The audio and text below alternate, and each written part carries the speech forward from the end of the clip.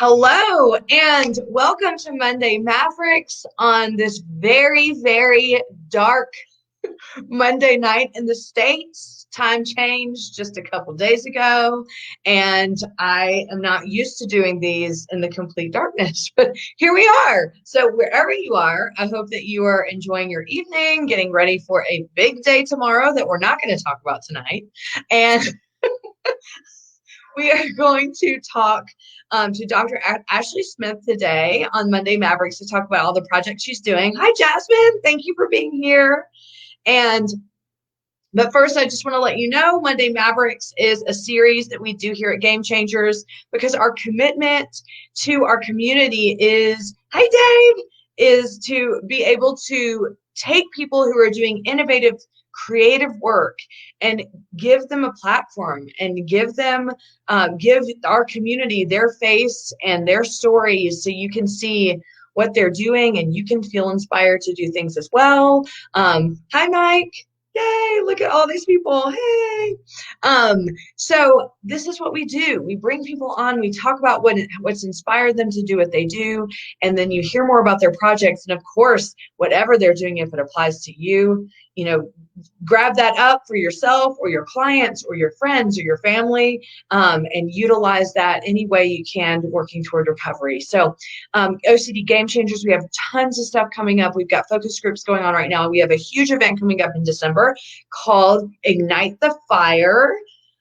Final thoughts on COVID 2020. We're bringing back like 20 people from the first fireside chats when we first started, and they're all going to check back in and tell us what they've learned, how they've healed, what quarantine has been like, if they're still angry or frustrated, or what life is like for them. I can't wait. I am like stoked. December 12th. Mark your calendars. It's going to be an evening event, and Not Alone Notes and myself are going to host it, and they're going to make a special announcement, and it is going to be a fundraiser. We are a nonprofit. We do rely on donations, so please consider donating to OCD Gamechangers, whether that's a one-time donation, monthly, annually, or if you'd like to sponsor Fireside Fridays or Monday Mavericks, that would be awesome. We'll get your name out there. We really, really appreciate the support. All of our initiatives are funded by you. Without further ado, let's bring on Dr. Ashley Smith. Yay! Hi, I'm excited to be here, Chrissy. Thanks for having me. And thank you for everything that you do for our community. Oh, it's amazing. Thank you. I appreciate that. I appreciate that. So speaking of what we do for the community, you go first and introduce yourself to everybody watching. Who are you? Where are you from? What do you do? All that stuff. And then we'll get into your projects. Sounds good. So I'm Ashley, and I'm the official side. I'm a licensed clinical psychologist who specializes in anxiety and obsessive compulsive spectrum disorders. I got a PhD in 2007, it's been a long time, from the University of Nebraska-Lincoln, and I've been specializing in anxiety since then in either full-time or mostly full-time clinical practice. I've worked in anxiety specialty centers. I've done everything from just traditional once a week or twice a month outpatient therapy to intensive outpatient. Right now, I'm in private practice, so I started a private practice about three years ago or so, as I started to move into some of these other projects. I love working with anxiety and OCD, and pause. And then the other side of it is, as an individual, I have a disability. I'm legally blind, and I always have been, but my vision loss progressed a lot. And then in 2015, I had to stop driving. And so that started for me kind of a personal, like, whoa, okay, this really sucks. And kind of my journey for acceptance. And so I really look at it as a nice side effect of my job is I have some pretty amazing CBT skills, right? That's cognitive behavioral therapy. And that's all about how you think and how you feel and what you do are all tied together. And I use those skills all the time. But when I hit that point in my personal journey where it just wasn't enough, that really catapulted me into the science of happiness. So I'm a nerd, like a professional nerd. So I figured, hey, I know what to do. I know how to go to science. So that's what I did. And I dove into that. And it's been really cool because I've learned a lot about positive psychology, which is, you know, more traditional approaches to psychology and mental health and therapy. It's how do we fix what's gone awry?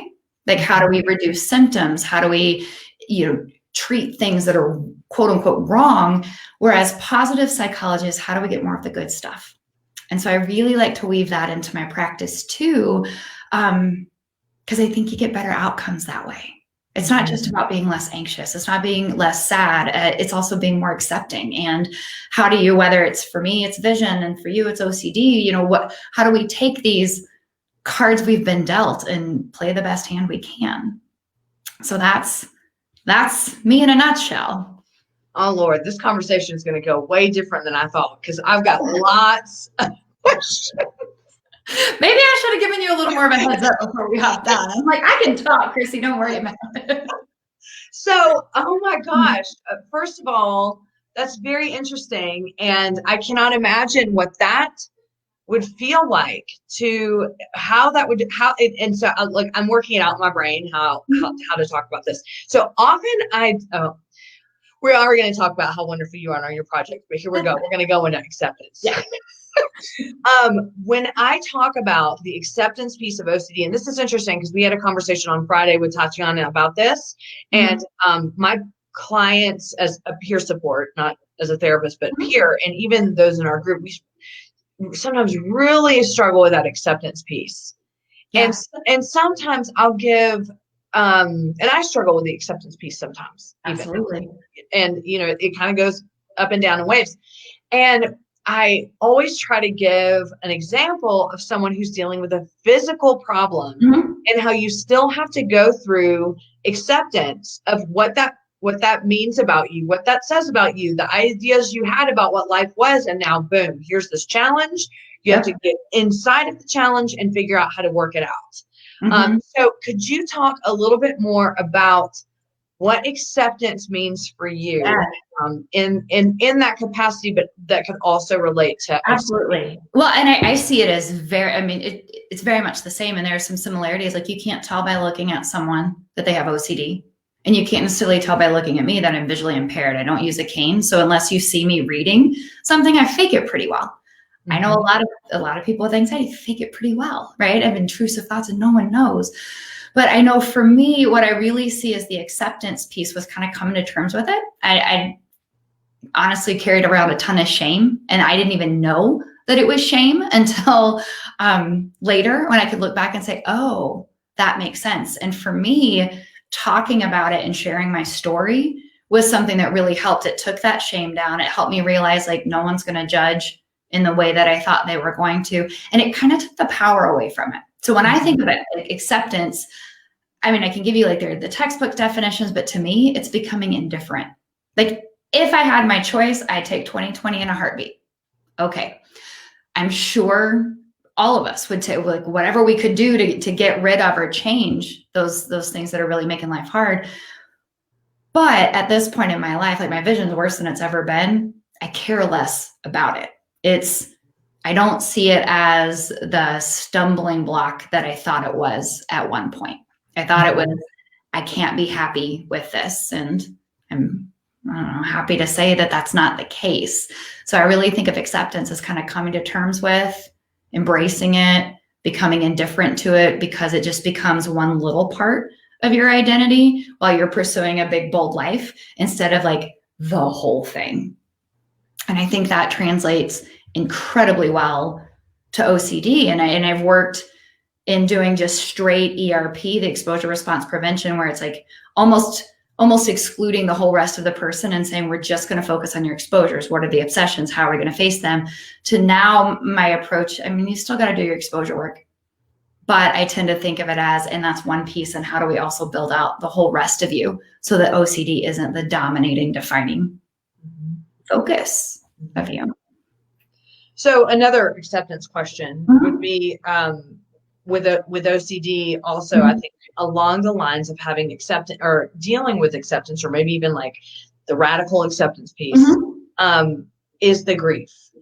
Yeah. So I imagine that is the same when it comes to having a physical impairment. Absolutely. So can you talk a little bit about what that grieving period for you? Oh, yeah.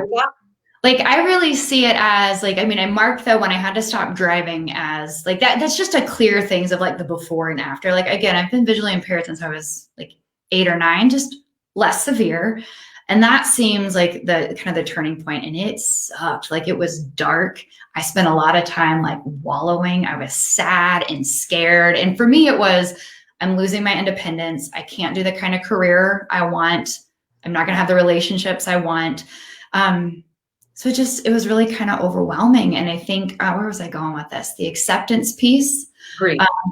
Yeah. Oh, the grief piece. Thank you. So yeah, like, I think there's a part of like, you can't bypass that, right? Like, I think sometimes people want to leap ahead to like, oh, got to find the silver lining or the meaning and the purpose. Like, yes, like that, what I've gone through is directly related to where I am with like the projects and things and the things I'm trying to do now. Like, this is a really long story of how I got there, but you can't skip that piece. And I think sometimes people do. And so I think you gotta kind of embrace the suck. You gotta let yourself feel it, and you gotta start to look forward. And so it's a lot of, all right, well, I just got to the point where I was pretty miserable being stuck and decided like, well, I can't keep doing this. Like, this is just going to keep me in this same spot. And I know this isn't where I want to be. I'm not real sure what comes next, but not here. And then taking some steps. I mean, I have some ideas on like what I think helps with acceptance, or at least for me, what helped. But we gotta, I mean, I think that's the case with grief always. It comes in waves. It never really goes away. I mean, there are still moments, like you said, it's up and down. There are still moments where I get really frustrated. I tried to get into the wrong car the other day. I called an Uber. And so like, that's embarrassing. And I don't love that moment. And it's embrace it. And like, that sucked. And I'm going to be nice to myself, and then I'm going to laugh about it. And that, I think, kind of helps, but you got to feel it. Yeah. I was taking some notes over here. I loved the you can't bypass grief. And then I really appreciate, and I think this was something that was said a few times actually in our initial fireside chats for COVID, when people were, and I was so pissed off about this, like in the first few weeks, you had all these posts popping up of like, oh, how can we find this silver lining? And I was like, too soon. So angry. I was just like, fuck your silver lining. Sorry, everyone. But like, I was like, I don't want to find this silver lining. I'm sad. I'm heartbroken. I'm confused. I'm scared. And so were all my, peer support clients. That's normal. But that's normal. It's a normal reaction to the situation. And grief that's just loss. It's just our reaction to like losing something we care about. You know what it felt like? It felt like a shame signal. It felt like if you aren't finding the silver lining, then there's something wrong with you, and you don't have the right mindset. I'm gonna write that as a shame signal. Yeah, I remember you reminding of that, or you saying that really reminded me of we don't always have to find the silver linings at times. Sometimes they just reveal themselves, and you're like, oh. And then other times you shouldn't have to be forced to find that. No, and sometimes those silver linings don't come in until you get through it and you look back and you can say, oh, here, like I'm stronger from having gone through that or whatnot, but not in the throes of it. Exactly. That's hard. And it needs to be okay to say this is hard. And still, you get to decide what to do or how you're going to be in the face of that difficulty. But I have some pretty strong opinions on the whole just be positive thing, because I think it's not helpful. We should do a fireside chat on just be negative. Sounds fun. Maybe just be accepting. Yeah. Just be. Like that was like, just be. One of the things that helped me actually was, and one of my friends sent me the podcast of Brené Brown and David Kessler. And they talked about and I've mentioned this on Fireside Chats before, but they talked about how you do not, when you experience trauma, you do not have to have the mission be like, when you have a loss of someone and you're experiencing heavy grief, you do not have to find the meaning in it. You don't, that's even more traumatic. And he one of the things he said that actually really helped me through a lot of the COVID stuff and still in my life was, he said, you can find meaningful moments inside of trauma.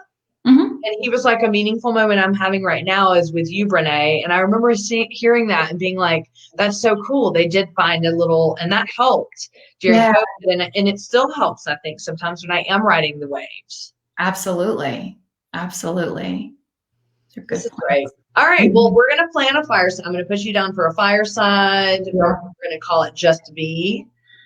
We'll do that. How about we do that in January? Because I feel like in January, everybody's just going to be just hold up and miserable. So we'll bring some Just Be into their lives. Okay. I want to talk about, that was so great. This is why I love these.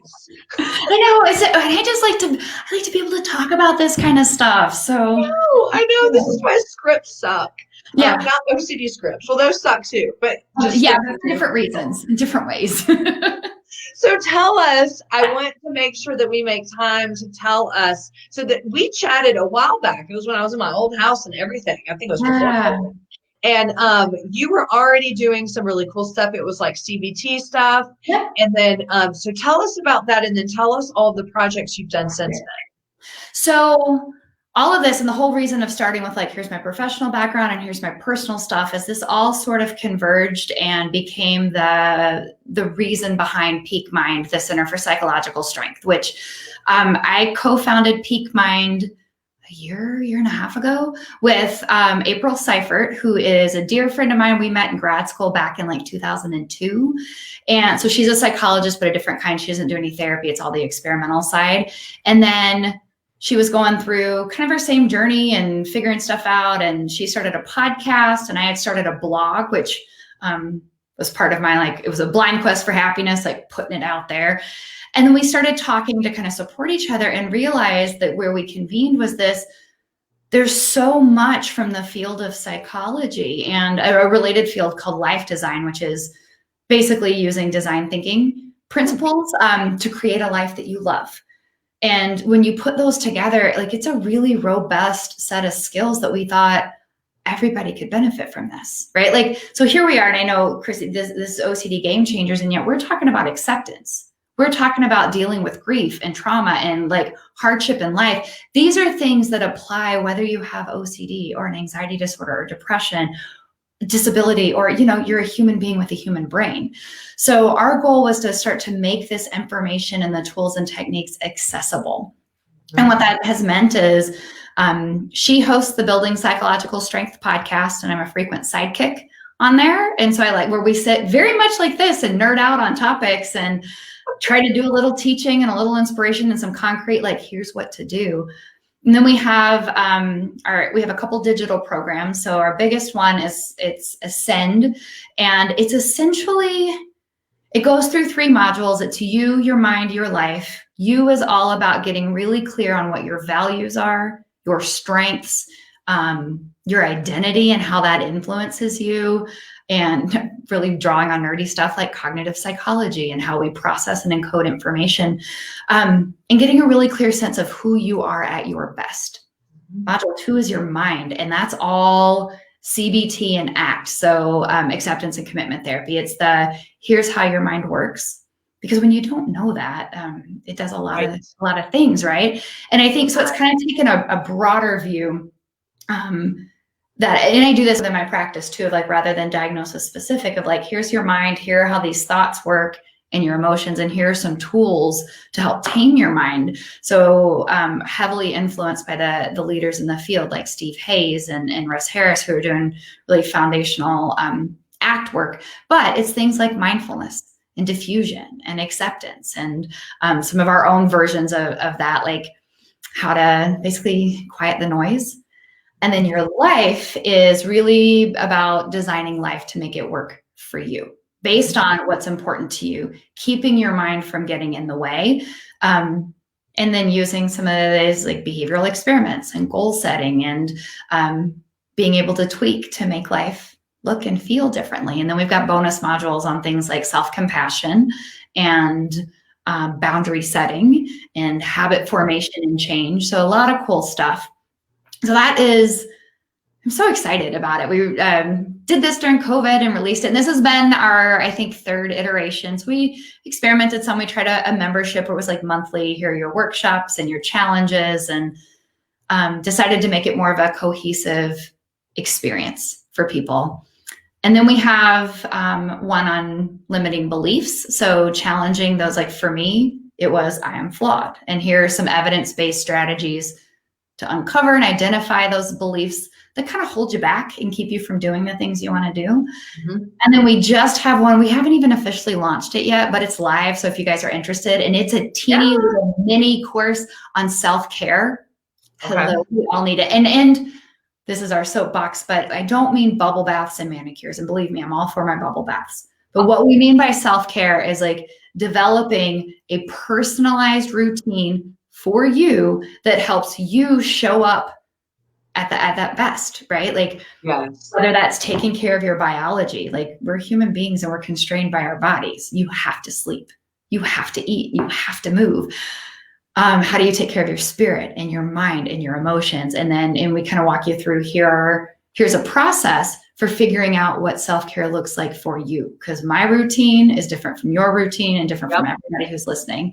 So that's what we're doing. And we're trying to get in with businesses and corporations to make this information available as part of like not just EAPs. And I mean, I'm all for therapy. Obviously, I've dedicated my career to that, but it's not enough. Like we're not meeting the needs. And that's why, Chrissy, your work is so, I think, critical, because we're opening doors and trying to get people the help they need in a variety of different ways and thinking outside the box, because I don't want to see people suffer. It's the bottom line. I don't want people to suffer unnecessarily. We're all gonna, So that's Peak Mind. So, okay, tell me how people can find it, and I'll put it on the banner. Yes. So it's at peakmindpsychology.com.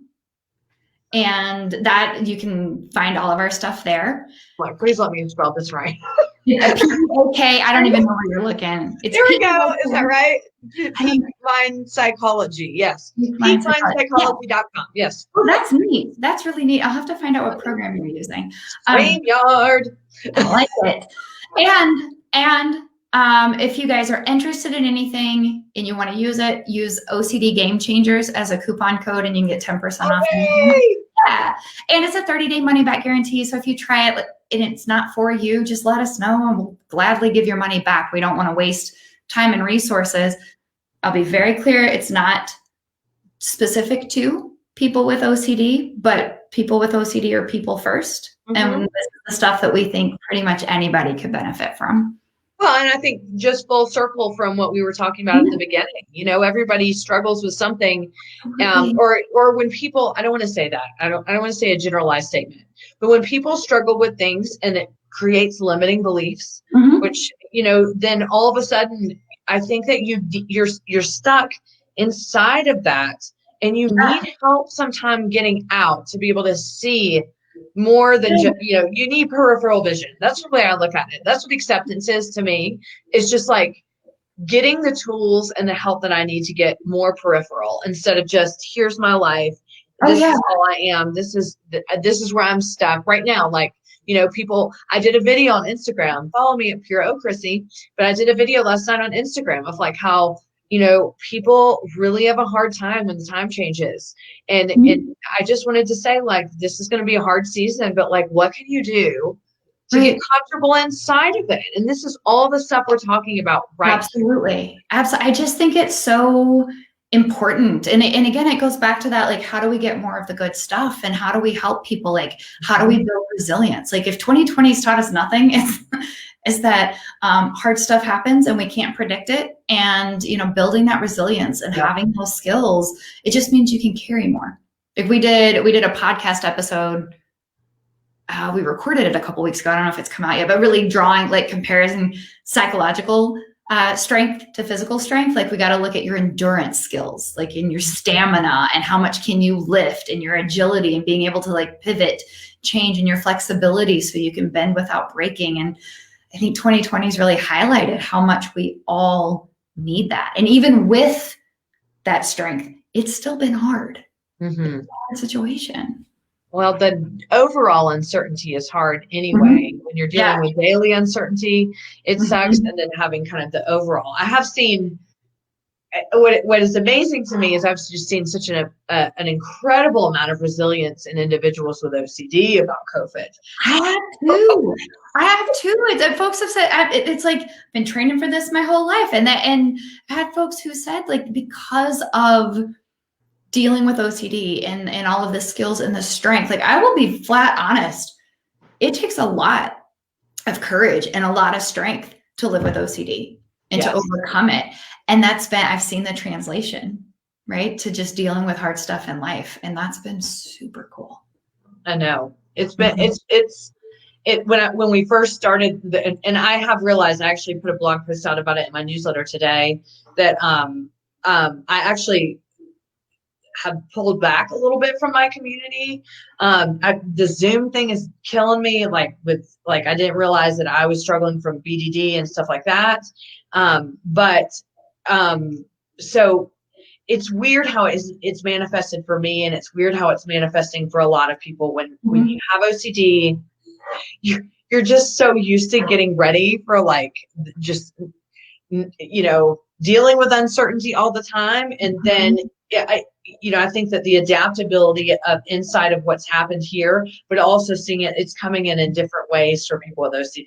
Yeah. And I think I'm seeing the fallout not only in myself, but a lot of people right now. So this might be something really great for you if you're watching this and you think, I just need to fine tune some skills. I need to learn something new. I need this might be the program for you. This might be something going into the holidays. This is going to be a tough holiday season. Shit's shut down again. Yeah. People will be able to visit family. So, what can we do to really connect back to ourselves, empower us with ourselves, with our skills, and then connect to our community here at Game Changers and other organizations. Absolutely.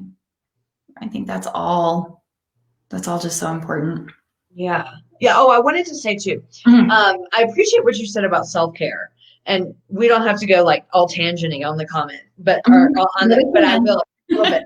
I hated the term self-care for years. I used to hate it. And I especially hated it in relation to having a mental illness, because for me, it was like, oh, self-care, because I'm so fragile. I can't just, you know what I mean? Like I just had this negative connotation with it. And I was like, self-care means like I have to go, like bubble baths and candles and like, and I remember when I first discovered like what self-care was, for me, it was like, I am literally just going to go to Whole Foods and get sushi, and I'm going to get my nails done. And like, yes, those might not be other people's self-care, but I never thought about it like that. And it was like, I'm actually going to do something that I enjoy that makes me feel good.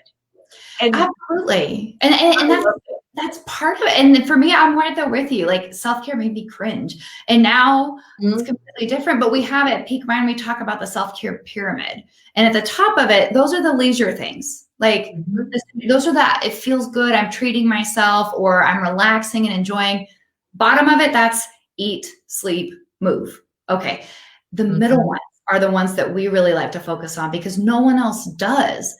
And I like to draw the comparison to Michael Phelps, like the most decorated Olympic athlete ever, had such a routine, which, okay, now having a very rigid routine in the OCD world makes me cringe a little bit, but it was such a regimented race day routine because that's what he figured out helped him show up to perform at his best. Now for him, it's swimming. For me, it's I don't swim, it's different stuff, but figuring out what are these practices, these routines, how do I do that so that I'm at my optimally functioning? Yeah. Everybody needs that. Yes. And so everyone knows, I practiced self-care all afternoon. I was playing Super Mario World, and I have gotten all the way I got past I can't remember the Forest of Illusion. Just before I got on with Ashley, I made it through the Forest of Illusion. Boom. Congratulations. Okay, well, we're right at time. This has been so fun. I enjoyed it. Any final thoughts or anything that you can tell us that you want to promote from yourself? And then I'll have one final question for you. No, go to peakmindpsychology.com and check out the Building Psychological Strength podcast. It's wherever you like to get your podcast from. But it's good stuff. April, my business partner, does such a good job hosting it. You guys are going to love her. Excellent. So with people are listening to this, they might be feeling inspired and thinking about acceptance differently, which, oh, by the way, everyone, I am in my peer group, OCDpeers.com. I just added an OCD and acceptance group this week because it's so important, I think, with OCD. And this is just so weird. We're talking about acceptance on Friday and Monday, and I added the group before Friday. Wow. So perfect timing, meant to be. It is. And in this group, I'm going to run it for 8 weeks. And each week, we're going to have a different topic on things related to self-acceptance. So maybe one day is self-compassion. Next day is going to be self-love. Next time, self-love. And this, our chat has given me a lot of ideas on how to integrate other topics in it. So thank you very much. So go to OCDpeers.com, sign up for groups. We got all kinds of groups. And Aaron Harvey is there next week. $10 AMA. Ask me anything from Aaron Harvey. You know you're going to get everything back when you talk to him. I can't wait. So go and sign up. And Ashley, people are watching this and they're thinking, I have an idea. Oh my gosh, this is so inspiring. I really want to put something out there, but I'm just too scared. Limiting beliefs. Yes, I've got a program for that. But what can you tell people on how to take the first step? Yeah. So jokes aside, I mean, I want to say like exposure. I'm a good exposurist at heart, but really a couple things come to mind is one, it is adopting what I would call like the life design mindset. And that means redefining your relationship with failure.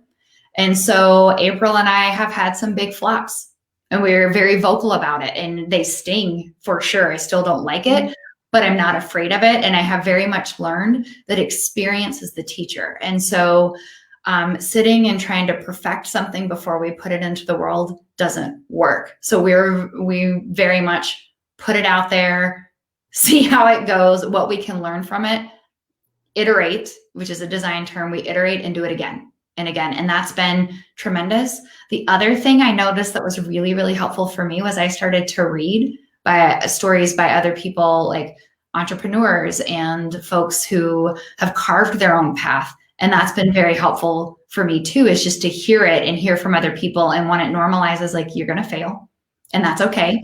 And that's been really, really nice to have that. Whereas before I started this journey, those just weren't even on my radar. I had a path and I thought that was the path I had to stay on and never again. Yeah. Yeah. The path off the beaten path is way more fun, actually. Yeah. Yeah. It's fun. It's freeing and it's scary. Like, I won't lie. It's scary. Working on stuff this morning. Like, I don't know. We'll see how it goes. My biggest teacher, I've been an entrepreneur since 2007. No, 2005. My biggest teacher has been failure. And it's at first I just held so tight to not allowing that to happen. And now I'm just like, oh, whatever, just try it. If it fails, we have this big metamorphosis in my house recently. My husband has always been like a rule follower. He always like 9-to-5 job, this and this. And I've been pushing him to do web design. And his big thing was failure. And I'm like, you're going to fail. Like you're going to lose clients. You might not make money. All this stuff might happen, but who cares? That's how you learn to succeed. You want to know one of the, and then I'll know we got to go, but one of the things that I think has been really helpful for me personally on my acceptance journey on this, not caring as much about failure and being willing to take chances. And it's something I try to get everybody, period, to do, especially people with OCD. I think this is incredibly beneficial. It's have a new experience every week. I started it in 2017 as a New Year's resolution, had no idea what I was getting myself into. It has been tremendous. And now sometimes my experiences are weird or awkward or amazing or boring. But the thing is, what it got me to do was to start to seek out new experiences. So that started to expand my world when I was all small in it, started to expand it. And it raised my threshold for awkward and uncertainty, like off the charts. So go do new things and you'll get used to failing and being awkward. Have a new experience every week. I should start an OCD Peers group for that. Yeah. How fun would You that know be? how long I've thought about doing it and I just haven't gotten around to it. But, and people, when they find out, they're like, oh, you're still doing your new experiences. I'm like, yes, I blog about them. They're on my website. How fun! Yeah. I Oh, love because that. I journal my notes every week. Like, this is what I did. And then I throw it up on my blog, which is A Blind Quest for Happiness. And they're weird, but it's super fun. And I think everybody, like, it's just going to make your openness, your tolerance for uncertainty just expand. I'm So gonna think about this. I might take your challenge. do it. Well, yeah, I might Yeah. do it. We're gonna have you back in January. Awesome. If you're Okay. good to go to come back Mhm. on, Yeah. I would love to. I would love to come on and talk about what do we decide to have it up here? Oh, Just be, just be yeah. I'm on board. That sounds great. fireside chat. Just be fireside chat. Everybody, just be. Challenge yourself every week with something different, and don't be afraid to fail There because you go. we all fail. And if you haven't failed, you might not have learned yet. Mm-hmm. Thank you so much, Ashley. This has been so Fun. much fun. Yeah, thanks, Chrissy. I really appreciate being here. Yeah, we'll do it again. And thank you all for being here. Thank you so much for your support of Game Changers. Please consider and give us a donation, OCDGamechangers.com, or if you'd like to sponsor a fireside chat or a series of fireside or Monday Mavericks, just inquire to me at OCDGamechangers.com. I look forward to seeing you in a couple weeks. Again, mark your calendars, December 12th, hosting Ignite the Fire with Not Alone Notes, and we'll be bringing a bunch of people back on. It'll be a whole night event. The holidays might be a little lonely for a lot of people, and that's why we are bringing our family to you. That's awesome. Your community family is going to be in your living room December 12th, the entire evening, to help make you feel like you're not alone and you are part of this enormous and awesome community, because you are and you matter. We'll see you soon. Bye. Bye.